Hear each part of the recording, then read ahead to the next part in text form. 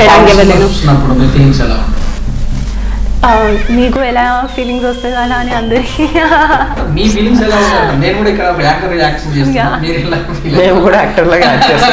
Exactly of course normal ఒక మనిషికి ఎలా ఫీలింగ్స్ అంటే ఫీలింగ్స్ నాకు తెలిసి ఫీలింగ్స్ రావాలని ఎవరు పాన్ చూడరు, ఫీలింగ్స్ వచ్చాకే పాన్ చూస్తారు ఫస్ట్.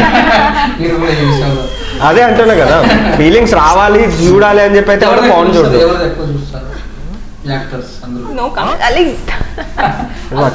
అంటే ఓపెన్ గా చెప్పాలంటే అసలు పేర్లు కూడా తెలియదు సరిగా. నాకే అడుగుతారు did I watch porn, nobody is asking him did he watch porn. అడుగుతారు నెక్స్ట్ మీరు చెప్పినాక మీరు చెప్పాలి అందులో వాడు హీరో అనిపిస్తారా? నో. ఎప్పుడు చూస్తారు? ఏ టైంలో చూస్తారు?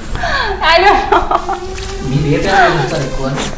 అంటే నాకు తెలిసి ఎప్పుడో ఈ టైంలో ఇట్లాంటి సిచ్యువేషన్ నేచర్ అనేది ఇప్పుడు మనకి నేచర్ కాలింగ్స్ అనేవి ఎప్పుడు వస్తారనేది ఎవరికి తెలియదు.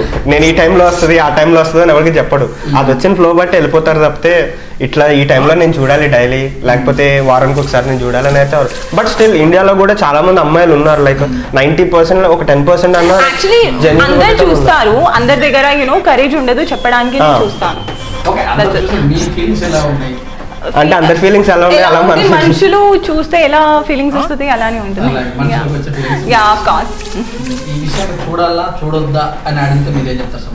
చూడాలి. చూడకుండా నాకు తెలిసి ఈ రోజు ప్రపంచంలో ఎవరు ఉండరు, అండ్ చూడకుండా ఇట్లాంటి ఎడ్యుకేషన్ కూడా రాదు కదా ఎవరికి.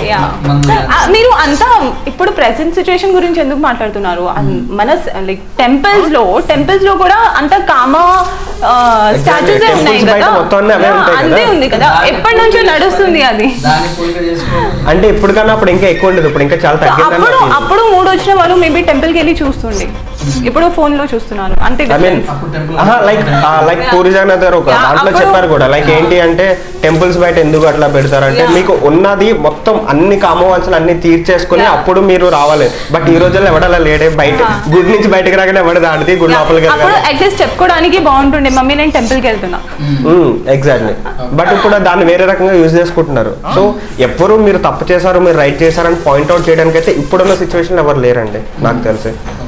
సో ఎవరి పని వాళ్ళు చేసుకుంటున్నారు, మీ పని మీరు చేసుకోండి, మా పని మేము చేసుకుంటాం.